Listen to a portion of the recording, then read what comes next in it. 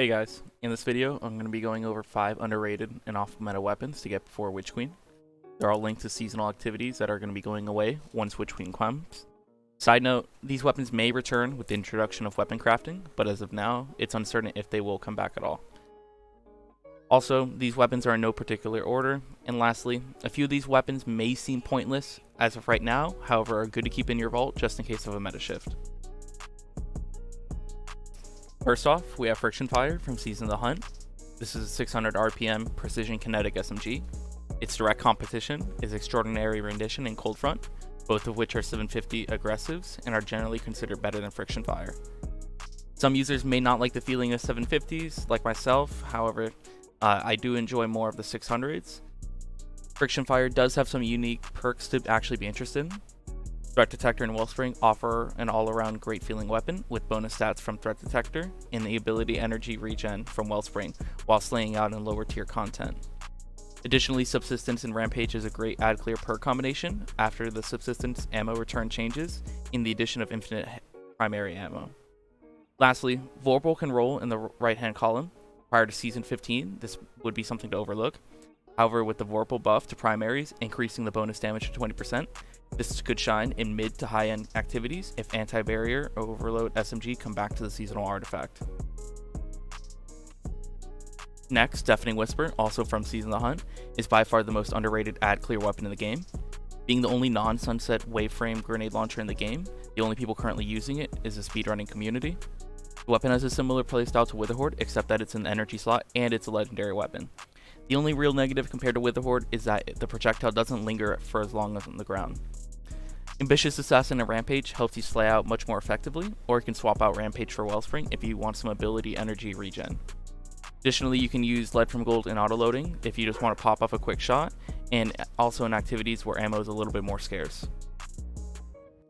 Imperial Needle from Season of the Chosen is one of 2 non-sunset void bows in the game, the other being the exotic Le Monarch. Several people already are pretty familiar with this bow as it's great in GMs. However, by usage, it's one of the least used weapons currently in PvE, especially this season with bows seeing a lot more usage with like the inclusion of Wolftone Draw. This bow definitely shouldn't be slept on.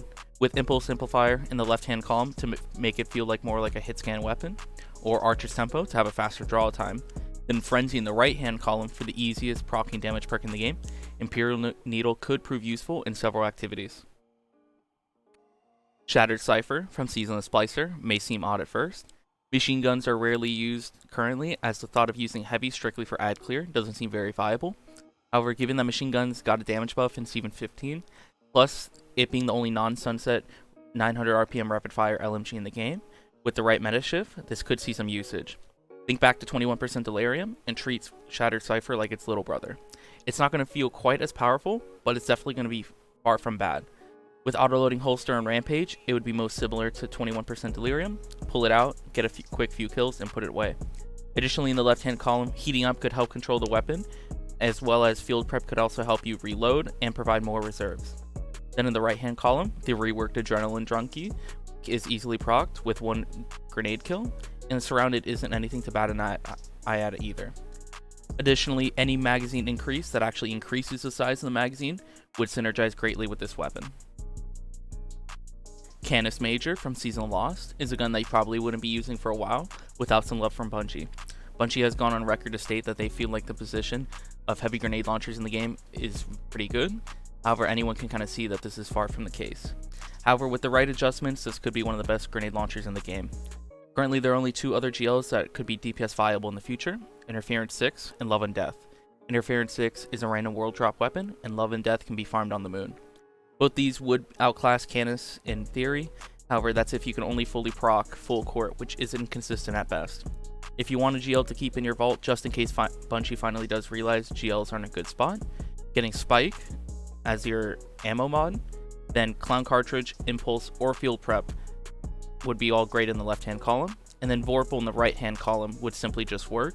Even with the nerf to Vorpal this season, bring it to 10% on heavy weapons. That's better than the inconsistency of full court. Have any other weapons that are heavily slept on or could be off meta weapons with the right shift? Feel free to let me know in the comments and I'll take a look and see if we can discuss a little bit about it. Thanks and have a great day.